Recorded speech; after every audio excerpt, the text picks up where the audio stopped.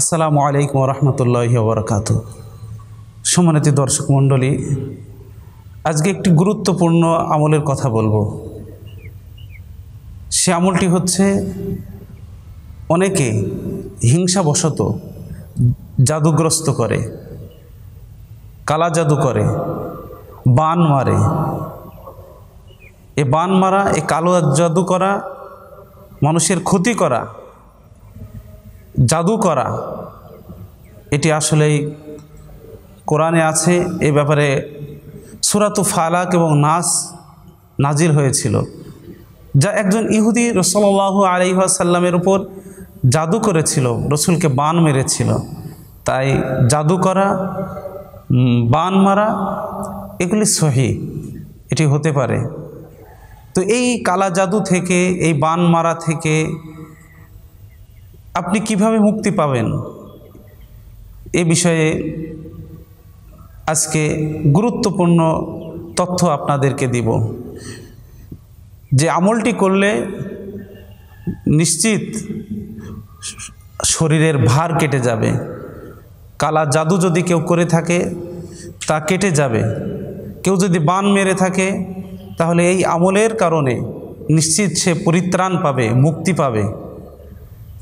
আমলটি হচ্ছে, প্রথমে বরুই পাতা নেবেন, 7টি বরুই পাতা, যাকে আমরা কুলের পাতা বলে থাকি।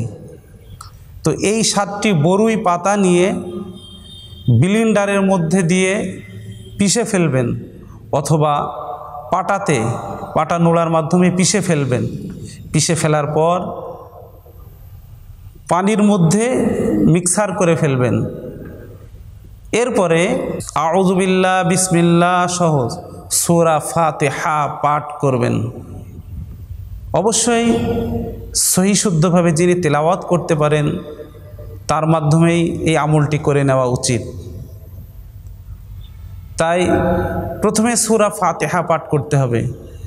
3 বার সূরা ফাতিহা পাঠ করে 3 বারই ওই পানির মধ্যে ফু দিতে হবে। তাই এভাবে আউযু বিল্লাহি মিনাশ শাইতানির রাজিম, বিসমিল্লাহির রহমানির রহিম, আলহামদুলিল্লাহি রাব্বিল আলামিন, আর রহমানির রহিম, মালিকি ইয়াউমিদ্দিন, ইয়্যাকা না'বুদু ওয়া ইয়্যাকা নাস্তাঈন, ইহদিনাস সিরাতাল মুস্তাকিম, সিরাতাল্লাযীনা আন'আমতা আলাইহিম গায়রিল মাগদুবি আলাইহিম ওয়ালাদ-দাল্লিন। এরপরে পানিতে ফু দিতে হবে। এরপরে আবারও বিসমিল্লাহির রহমানির রহিম পাঠ করে সূরা ফাতিহা পাঠ করবেন। দ্বিতীয়বারও পানিতে ফু দিবেন। তৃতীয়বারেও বিসমিল্লাহ সহ সূরা ফাতিহা পাঠ করে পানিতে ফু দিবেন। অর্থাৎ প্রত্যেকবারই পানিতে ফু দিতে হবে।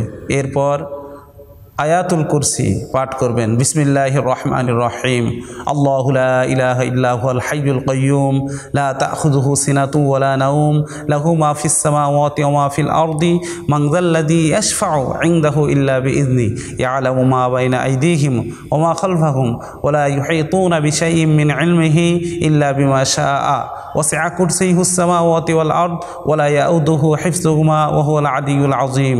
এরপর পানিতে ফু দিবেন।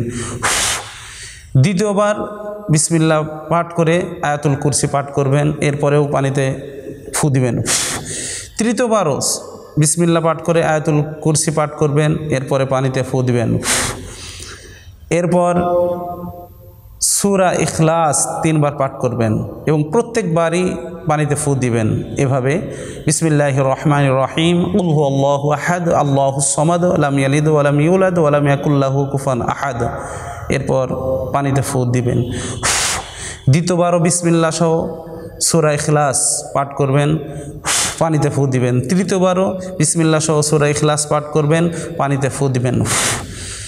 এরপর বিসমিল্লাহ সহ সূরাতুল ফালাক পাঠ করবেন 3 বার এবং 3 বারই পানিতে ফু দিবেন। তাই এভাবে বিসমিল্লাহির রহমানির রহিম, কুল আউযু বিরাব্বিল ফালাক, মিন শাররি মা খালাক, ওয়া মিন শাররি গাসিকিন ইযা ওয়াকাব, ওয়া মিন শাররিন নাফাসাতি ফিল উকদ, ওয়া মিন শাররি হাসিদিন ইযা হাসাদ। এরপর পানিতে ফু দিবেন। দ্বিতীয়বারও বিসমিল্লাহ সহ সূরা ফালাক পাঠ করবেন, পানিতে ফু দিবেন। তৃতীয়বারও বিসমিল্লাহ সহ সূরা ফালাক পাঠ করবেন, পানিতে ফু দিবেন।